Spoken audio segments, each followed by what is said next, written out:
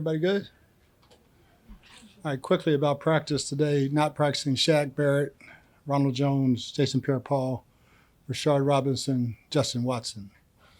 Obviously, we let Antonio go today. Just to clear you up on some things that happened. At no point in time during that game did he ever ask a trainer or a doctor about his ankle. He never went through. That's the normal protocol. You go through protocols during games. I was never notified of it. So obviously that was the disturbing thing when we were looking for him to go back into the game. All right, we always had he was very upset at halftime about who was getting targeted. Got that calmed down. Players took care of that.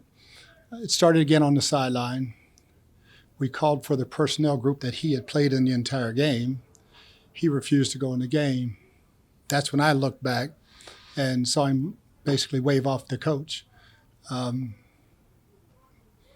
then went back, approached him about what was going on. I ain't playing.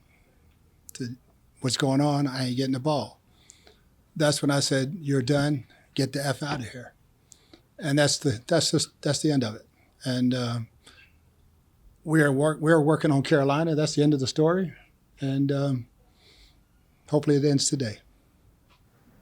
Coach, he accused you of making a throat slash yesterday. I don't know. Is that a throat slash? That's all it was. Just to be clear, you would not force a player to play. You can't force a player to play. You can't force a player to play. I mean, they have that choice. It's their body. And he decided to play. He and Mike both were on pitch counts. All right. And we were trying to manage that as best we could in the first half.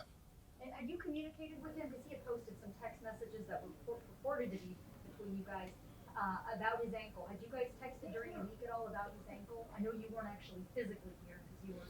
No, you saw the text. I mean, it was out there. So, if you can go on Saturday, I want you with the team in case you can go. He participated in the Saturday walkthrough like he was going, so there was never another question about it. So Bruce, When he was rehabbing, was he doing that? I mean, like, okay, he was out here for the walkthrough on Wednesday, but it sounded like you hadn't seen him. Was he? He wasn't with Alex Guerrero because he fired him on Christmas Eve.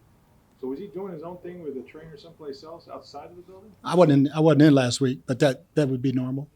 Bruce, how hurt are you by this, that you're the only organization to step up and willing to take him in a year and a half ago, but the allegations that he's throwing at you guys, how hurt are you by this?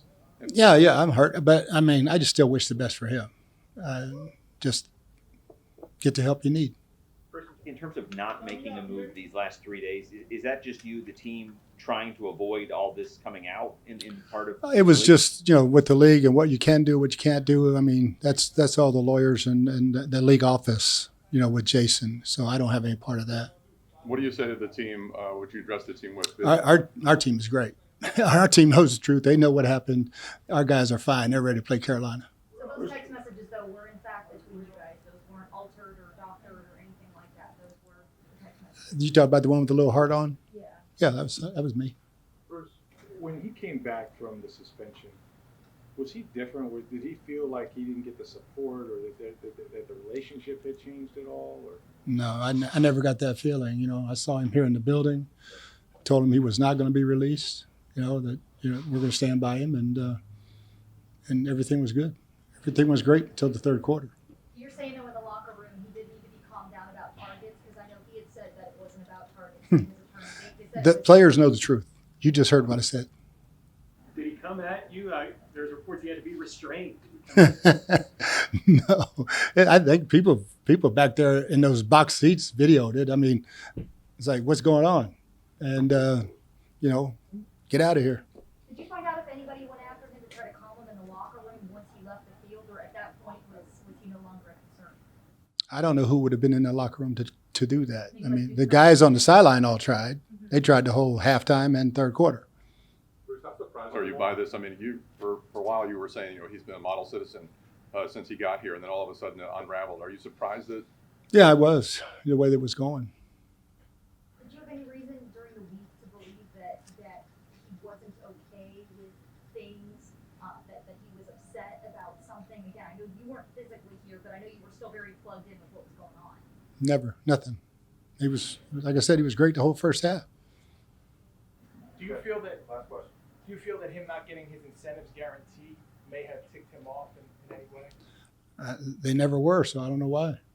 And just to be clear too, in the past, you've typically been very supportive of guys needing their incentives, as has Tom. Ask him every year. Thank you. Thanks, guys. You bet.